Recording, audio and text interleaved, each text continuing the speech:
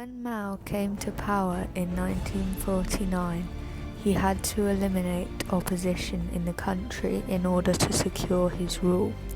He faced opposition from people like the capitalists who didn't like the communist ideology, the nationalists who had been recently defeated in the Civil War, and other people who were unhappy with the new regime. He used various methods to achieve this. These included surveillance systems, reunification campaigns, propaganda and censorship, purges, Laogai prison camps, and struggle meetings. The Laogai prison camps were modelled on the gulags in the USSR. They were meant to reform people who were enemies of the regime. People who were sent there included bureaucrats, ex-nationalists, businessmen, and people who had spoken out against the regime. They involved long sentences of hard labour, as well as classes in which people were taught to believe the communist ideology.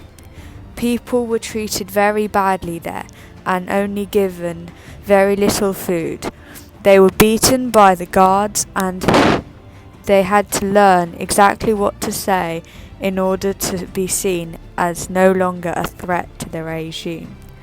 Many people were sent to these camps, and it is said that everybody knew somebody who had been sent there, which led to people fearing these camps and therefore conforming with the regime. By 1953, there were around 2 million prisoners in these camps who were all subject to thought reform, the classes in which you learnt how to be a good communist.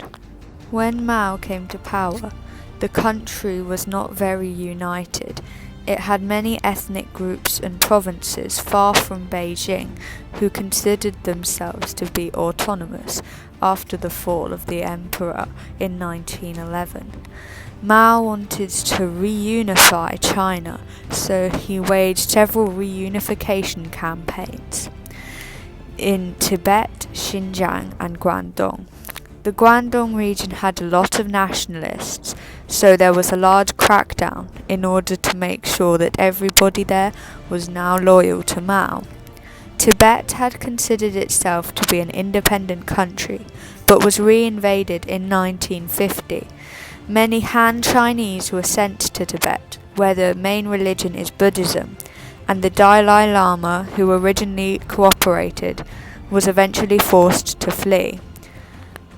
As well, they also invaded Xinjiang, a majority Muslim province home to the Uyghurs.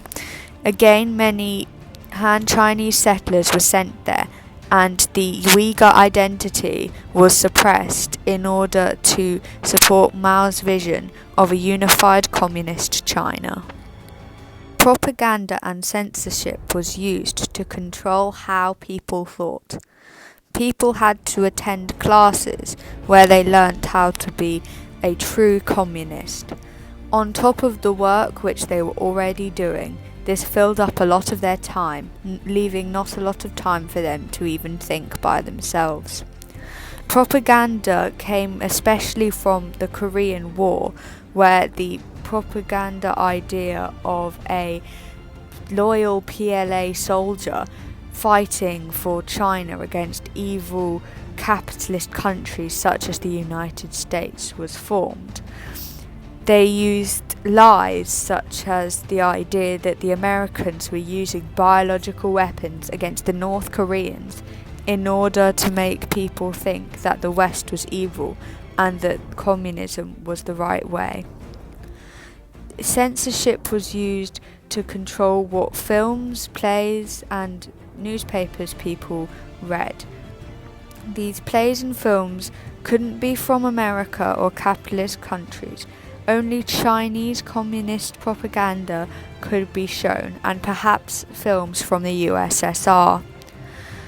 The newspapers were strictly controlled to only print things which were supportive of the regime and of Mao. The People's Daily was an important newspaper supporting the communist regime. Purges were used to suppress opposition and to eliminate people who were not loyal to the regime. The purge, called the Great Terror, targeted counter-revolutionaries and ex-nationalists. It is estimated that 1 to 2 million people died in this purge. Another purge, labelled land reform, was against the landlords who had owned land that the peasants worked on. The Three Antis campaign targeted bureaucrats, and later the Five Antis campaign targeted business people and the bourgeoisie. Later, the 100 Flowers campaign would target intellectuals. These campaigns were designed to target Mao's enemies. However, in the majority of them, Mao left the details and planning up to local officials in order to exonerate the blame from him. As well as people being executed, there were also fines given to business people to take away their wealth, and many people were placed under surveillance systems and humiliated in struggle meetings. This led to many people committing suicide because they couldn't stand the humiliation of the purges. Surveillance was used to control opposition in China. The Danwei were family units run by local party cadres. These controlled food, housing, and whether you could get married. This meant you had to be loyal to the regime, or you could have a very bad life because they could stop you from getting married or having good housing. The Dangan was a permanent file which recorded everybody in China. If you had a bad Dangan, this could affect whether you could go to university, travel outside the country, what job you could get, and it basically controlled your entire life. The Cheng Fen was a class label which was given to everybody.